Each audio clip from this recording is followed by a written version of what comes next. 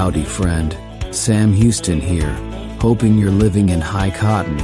And if you're lucky enough to be in Texas, I know you're most of the way there. Now enjoy your daily dose of Texas history and Texas pride. Howdy, friend. Welcome back to the Feed Bandit podcast and your Texas History Roundup for October 19th. In 1889, the first known explorer of the Devil's Sinkhole, H.S. Barber, carved his name and date in the cave. The cave is located near Rock Springs in Edwards County and was so named in 1876 by settlers during an encounter with Indians. The entrance is 60 feet in diameter, and the interior oval room is about 240 by 360 feet. Over the years, bat guano has been periodically removed for fertilizer. The cave was added to the National Registry of National Landmarks in the 1970s. In 1909, the Texas Congress of Mothers and Parent-Teacher Association was organized in Dallas. In 1931, its name was changed to the Texas Congress of Parents and Teachers. Oh, never heard of that. 1919, the Nonpartisan League of Women Voters of Texas was formed in San Antonio when the Texas Equal Rights Association reorganized. Okay. In 1947, Lila M. Cassis passed away in Austin. After the death of her father in Jamaica, her family moved to Texas in 1890 and in 1894. Lila entered UT Austin. With her excellent childhood education, she graduated in 1 year. Well, I'd say that's pretty impressive. Cassis later completed graduate work in Romance languages, joined the UT Austin faculty, and became full professor and dean of women. Cassis Elementary School in Austin is named for her.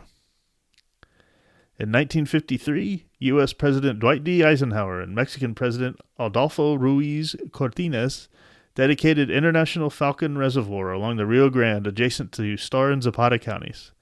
The dam and reservoir are owned and operated by both countries and used for water conservation, flood control, hydroelectric power, and recreation.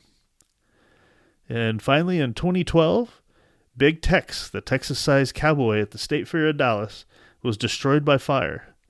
Big Tex stood 52 feet tall, had a 75-gallon hat, and a 50-pound belt buckle, and regularly waved and drawled, "Howdy, folks."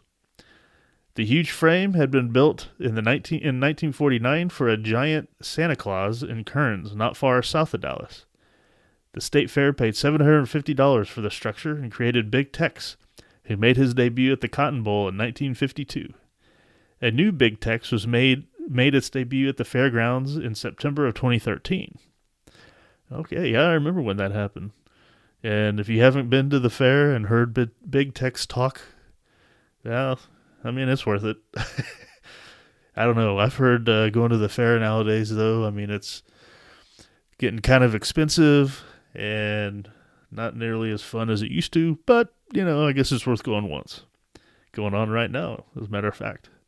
All right. Well, with that, I will leave you with this one. Hopefully you're having a good day, and we will talk to you tomorrow. And I appreciate you listening. Thanks so much. You take care.